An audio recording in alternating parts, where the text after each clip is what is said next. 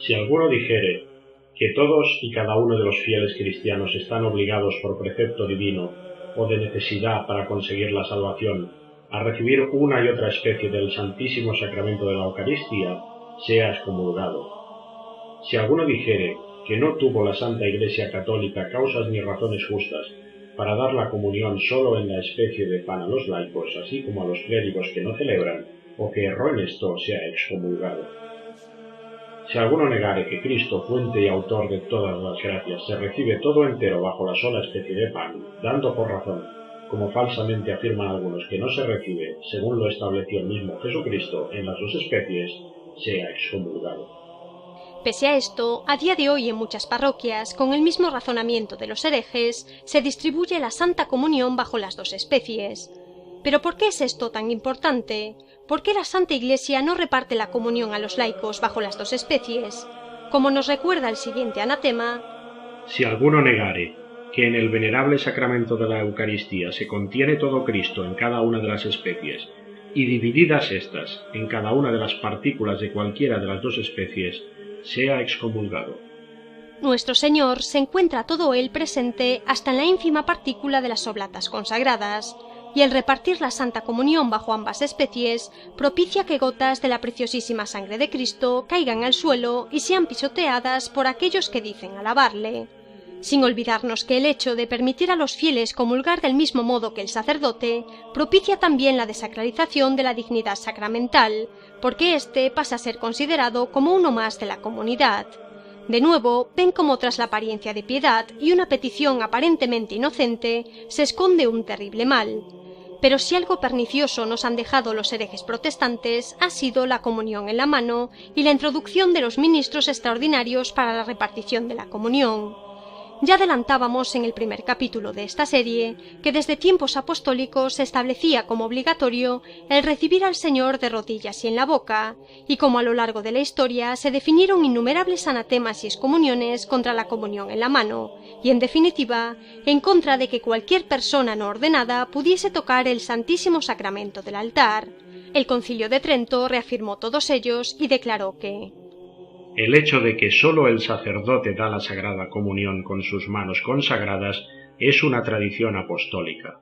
Ciertamente, el Sacratísimo Cuerpo de Cristo es algo tan sacro que únicamente las manos de aquellos que han sido elegidos por Dios mismo y revestidos de su autoridad para realizar el sacrificio de la nueva alianza pueden manipularlo para su distribución. Que los ministros extraordinarios y los laicos con sus manos impuras manipulen el Sacratísimo Cuerpo de Cristo fue una innovación de los herejes con un triple objetivo. En primer lugar, hacer que los fieles pierdan el respeto y el sentido de lo sacro y terminen por dudar de la presencia real de nuestro Señor. En segundo lugar, facilitar la extracción y profanación del Santísimo Sacramento, llenando además el templo de diminutas partículas de las oblatas que se desprenden de ellas por la repetida manipulación, haciendo que nuestro Señor sea pisoteado por todos. Y por último y no menos importante, desacralizar la dignidad sacerdotal, permitiendo que laicos realicen su labor y profanen los lugares santos del templo a los que únicamente el sacerdote podía acceder.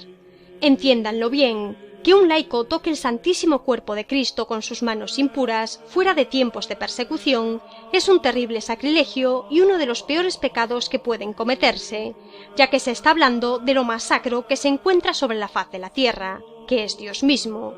Y paralelamente a estas medidas se fueron introduciendo en la Reforma otras costumbres aparentemente inocentes para terminar de minar la Santa Misa y que curiosamente a día de hoy se pueden ver en muchas parroquias. La primera de ellas es la tendencia a consumir toda la comunión que fue consagrada durante la Santa Misa en ese mismo momento, sin reservar nada y sin tomar nada del sagrario. Dicha costumbre inocente termina haciendo creer a los fieles, como ya ha sucedido durante la Reforma, que la presencia real sólo existe durante la celebración y que por ello no tiene sentido reservar nada. El Concilio de Trento fue claro contra esta costumbre. Si alguno dijere que hecha la consagración no está el cuerpo y la sangre de nuestro Señor Jesucristo en el admirable sacramento de la Eucaristía, sino sólo en el uso, mientras que se recibe, pero no antes ni después, y que no permanece el verdadero cuerpo del Señor en las hostias o partículas consagradas que se reservan o quedan después de la comunión, sea excomulgado. De este razonamiento se deriva la perniciosa idea de que el sagrario es algo superfluo, ya que no tendría sentido reservar nada en él, consiguiéndose así que se termine considerando la adoración del Santísimo Sacramento presente en el sagrario como un acto idolátrico y supersticioso, logrando así que los fieles desprecien el mayor don que nuestro Señor nos ha entregado, que es el mismo. Como afirma el Sacrosanto Concilio de Trento: si alguno dijere que no es lícito reservar la Sagrada Eucaristía en el sagrario, sino que inmediatamente después de la consagración se ha de distribuir de necesidad a los que estén presentes, o dijere que no es lícito llevarla honoríficamente a los enfermos, sea excomulgado. Si alguno dijere que en el Santo Sacramento de la Eucaristía no se debe adorar a Cristo, Hijo unigénito de Dios, con el culto de la tría, ni aun con el externo, y que por lo mismo ni se debe venerar con peculiar y festiva celebridad, ni ser conducido solemnemente en procesiones según el loable y universal rito y costumbre de la Santa Iglesia, o que no se debe exponer públicamente al pueblo para que le adore, y que los que le adoran son idólatras, sea excomulgado. Y el último paso para la desacralización del Santísimo Sacramento del altar, aun sin suprimir la Santa Misa, sería el considerar, como tristemente hoy hacen muchos, que nuestro Señor en la Eucaristía se recibe espiritualmente y no realmente, porque como afirman perversamente, ¿cómo va a darnos a comer su carne? La Santa Comunión no sería más que la escenificación de lo acontecido en la Última Cena y no el sacrificio del Calvario. El Concilio de Trento es tajante contra esto.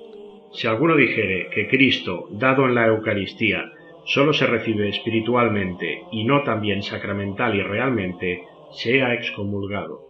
Tengan todo esto presente para luchar contra la desacralización y cortarla desde sus primeros indicios. No olviden que la Santa Comunión no es sólo condición necesaria, sino imprescindible para alcanzar la salvación, así como nuestro Señor lo ha determinado. Por ello, la Santa Iglesia ha establecido un mínimo para todo bautizado que de no cumplirse se incurriría en pecado mortal. Este mínimo es acudir a la Santa Misa todos los domingos y fiestas de precepto, y hacer lo posible por tener las disposiciones adecuadas para comulgar como mínimo una vez al año, como establece el Concilio de Trento. Si alguno negare que todos y cada uno de los fieles cristianos de ambos sexos, cuando hayan llegado al completo uso de la razón, están obligados a comulgar todos los años, a lo menos en Pascua Florida, según el precepto de nuestra Santa Madre la Iglesia, sea excomulgado. Y por ello, para alcanzar las disposiciones adecuadas en su alma, los fieles deben prepararse espiritualmente, como mínimo, para comulgar dignamente esa única vez.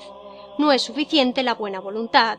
El alma ha de verse libre de todo pecado mortal para poder recibir al Señor, y no sólo en deseo, sino por medio de la confesión sacramental, con el corazón contrito y dispuesto a no pecar más en adelante. En palabras del Concilio: si alguno dijere que sola la fe es preparación suficiente para recibir el sacramento de la Santísima Eucaristía, sea excomulgado. Y para que no se reciba indignamente tan grande sacramento, y por consecuencia cause muerte y condenación, establece y declara el mismo Santo Concilio que los que se sienten gravados con conciencia de pecado mortal, por contritos que se crean, deben para recibirlo anticipar necesariamente la confesión sacramental, habiendo confesor. Y si alguno presumiere enseñar, predicar o afirmar con pertinacia lo contrario, o también defenderlo en disputas públicas, quede por el mismo caso excomulgado. Siendo la comunión sacrílega uno de los peores pecados que pueden realizarse, ¿por qué entonces a día de hoy todos los asistentes a la Santa Misa comulgan sin distinción, aun cuando ciertamente la mayoría de ellos se encuentran en pecado mortal manifiesto? ¿Por qué los sacerdotes han dejado de explicar en sus homilías que comulgar en pecado mortal es peor que lanzarse al infierno de cabeza? ¿Por qué se predica sobre temas mundanos mientras la mayoría de los fieles no saben ni distinguir el pecado mortal del venial? O lo que es más grave, ¿por qué creen que en la Iglesia actual, bajo la dirección de Jorge Mario Bergoglio, se está barajando el permitir recibir la Santa Comunión a los divorciados vueltos a casar, cuando estos se encuentran en pecado mortal no solo manifiesto sino reiterado, y no pretenden cambiar su situación? Que no les engañen, porque todo esto no es inocente, sino la culminación del plan luciferino para la instauración del reino del Anticristo en la tierra. cuando permitan oficialmente la profanación del Santísimo Cuerpo de Cristo por medio de las comuniones sacrílegas, tengan por seguro que al mundo le quedan 4 telediarios. Así que por favor, hermanos, hagan penitencia y doblen sus oraciones para aplazar lo más posible la aniquilación de la Santa Iglesia Católica, esposa de Cristo, por parte de la gran prostituta, la Iglesia Universal, porque cuando esto suceda, las puertas de la salvación se cerrarán para siempre y vendrá sobre el mundo una tribulación tal como no la ha habido en la historia. Obispos del mundo, está en su mano el evitar la maldad. No permitan que el corazón de la Iglesia, que es el santo sacrificio de la Santa Misa, sea traspasado y el sacratísimo cuerpo de nuestro Señor Jesucristo sea profanado. No manchen sus manos con la sangre de la Santa Iglesia Católica, a quien están a punto de apuñalar mortalmente. Todavía están a tiempo de evitarlo.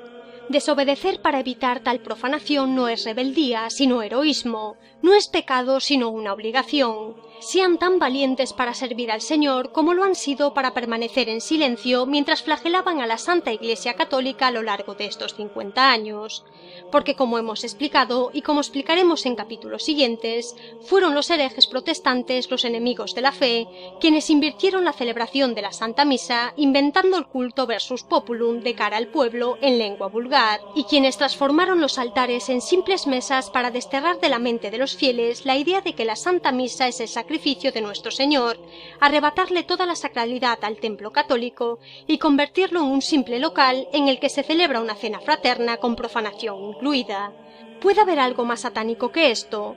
Y sin embargo, nada se hizo ante la Reforma de 1969, que aunó e implantó todas estas innovaciones heréticas condenadas por el Concilio de Trento, amparándose en argumentos que fueron declarados anatemas por este. Si alguno dijere que el canon de la misa contiene errores y que por esta causa se debe abrogar, sea excomulgado. Si alguno dijere que se debe condenar el rito de la Iglesia romana, según el que se profieren en voz baja una parte del canon y las palabras de la consagración, o que la misa debe celebrarse sólo en lengua vulgar, o que no se debe mezclar el agua con el vino en el cáliz que se ha de ofrecer, porque esto es contra la institución de Cristo, sea excomulgado. Si alguno dijere que las ceremonias, vestiduras y signos externos que usa la Iglesia católica en la celebración de las misas son más bien incentivos de impiedad que obsequios de piedad, sea excomulgado. Si alguno dijere que las misas en que sólo el sacerdote comulga sacramentalmente son ilícitas y que por esta causa se deben abrogar, sea excomulgado. Si alguno dijere que no se ofrece a Dios en la misa verdadero y propio sacrificio, o que el ofrecerse éste no es otra cosa que darnos a Cristo para que le comamos, sea excomulgado. Profundizaremos en ello en capítulos siguientes. Por el momento, recuerden que el Concilio de Trento determinó, entre otras cosas, la excomunión directa de todos aquellos que afirmen que el canon de la misa contiene errores, y de todos los que osen afirmar que la Santa Misa debe celebrarse en lengua vulgar. Dos de los principales argumentos de la reforma litúrgica posconciliar han sido calificados como anatema. Para extirpar el veneno protestante que había sido inyectado en la liturgia, llegando hasta introducir elementos profanos en los misales católicos y el oficio divino, el Sacrosanto Concilio de Trento tomó medidas firmes y concretas. Que el sacrificio sea realizado según el mismo rito en todas partes y por todos, a fin que la Iglesia de Dios no tenga más que un solo lenguaje y que entre nosotros no pueda levantarse la más ligera diferencia respecto a esto. Para que pueda ser alcanzado todo esto sería necesario tomar las siguientes medidas. Que todos los misales, después de haber sido purificados de las oraciones supersticiosas y apócrifas, sean propuestos a todos perfectamente puros, claros, sin defectos. Que sean idénticos, al menos entre los sacerdotes seculares, dejando a salvo las costumbres legítimas y no abusivas de cada país. Que sean prescritas ciertas rúbricas bien fijas. Los celebrantes tendrán que observarlas de una manera uniforme, a fin de que el pueblo no sea escandalizado por ritos nuevos o distintos. Resumiendo, que los misales sean restaurados según el uso y la costumbre antigua de la Santa Iglesia romana.